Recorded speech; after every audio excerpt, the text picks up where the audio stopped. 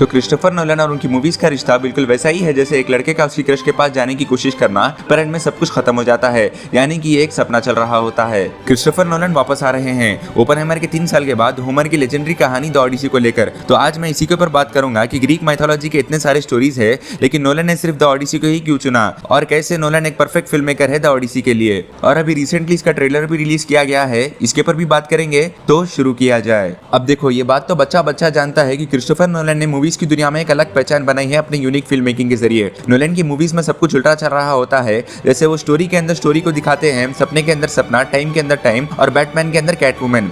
मेरा मतलब वो कहानी के अंदर भी एक कहानी बताते हैं जो काफी यूनिक स्टाइल को दर्शाता है। नोलन की मूवीज में टाइम ट्रेवल होता है, मतलब सारी फिजिक्स का रिवीजन हो जाता है, और इनकी मूवीज में सीजीआई और वीएफएक्स का पागलपन हमें नहीं देखने को मिलता, क्योंकि स्टार्टिंग से ही नोलन अपनी फिल्म्स में सीजीआई का बहुत कम इस्तेमाल करते हैं। वो रियलिस्टिक थीम्स पर ज्यादा फोकस करते हैं। नोलन सीजीआई से उतनी ही नफरत करते हैं जितनी की तुम कंगना रनौत से करते हो।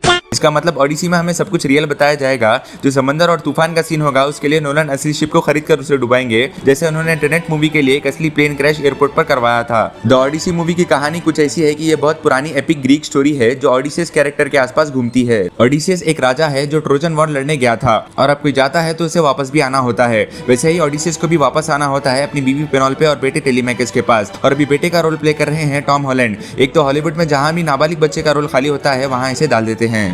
ट्रोजन वॉर तो खत्म हो जाता है, लेकिन ओडिसियस इतनी आसानी से घर वापस नहीं आता, क्योंकि ये घर वापस आने का सफर 10 दिन का नहीं बल्कि ये 10 साल लंबा खौफनाक सफर बन जाता है, क्योंकि रास्ते में उसकी दुश्मनी हो जाती है समंदर के देवता पोसीडन से। और इस सफर में उसे एक आंख वाला मॉन्स्टर और ऐसी जादूगरनी मिलती है जो आदमियों को जानवर बना देती है। तो क्रिस्टोफर नोलन ने इस फिल्म के लिए आधे से ज्यादा हॉलीवुड को कास्ट कर लिया है, जैसे मार्वल के स्पाइडरमैन टॉम हॉलैंड से लेकर डीसी के बैटमैन रॉबर्ट पैटिंसन और पुरानी कैटवुमन एन हाथवे को भी कास्ट कर लिया है। अब आते हैं इस मूवी के सबसे बड़े सरप्राइज एलिमेंट पर, रॉबर्ट पैटिंसन जो विलन एंटीनियस का रोल प्ले कर रहे हैं। इनका कैरेक्टर इस मूवी में काफी कॉम्प्लेक्स और डार्क है, क्योंकि एंटीनियस कोई मामूली कैरेक्टर नहीं है। ओडिसियस के जाने के बाद वो वहां के महल पर कब्जा कर लेता है, उसकी दौलत लूट रहा होता है, और उसकी वाइफ पेनोल्पे से जबरदस्ती शादी करना चाहता है ताकि वो वहां का राजा बन सके। अब तुम सोच रहे होंगे कि इस बीच टॉम हॉलैंड का कैरेक्टर क्या कर रहा है, तो पता नहीं, क्योंकि इस फिल्म में ज़ेंडाया भी होने वाली है, तो शायद वो उसके साथ आशिकी कर रहा है।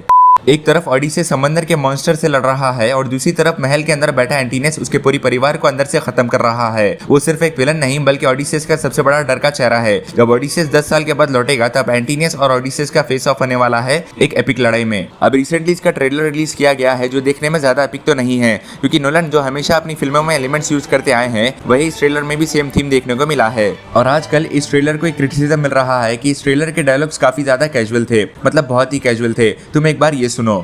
is coming home.